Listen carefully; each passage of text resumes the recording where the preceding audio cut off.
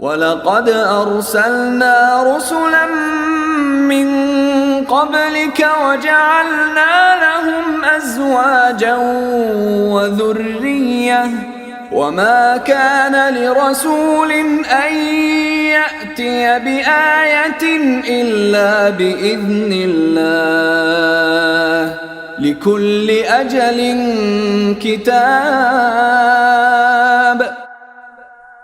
حقیقت یہ ہے کہ ہم نے تم سے پہلے بھی بہت سے رسول بھیجے ہیں اور انہیں بیوی بچے بھی عطا فرمائے ہیں، اور کسی رسول کو یہ اختیار نہیں تھا کہ وہ کوئی ایک آیت بھی اللہ کے حکم کے بغیر لا سکے۔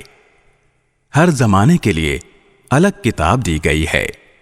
يَمْحُو اللَّهُ مَا يَشَاءُ وَيُثْبِتُ وَعِندَهُ أُمُّ الْكِتَابِ۔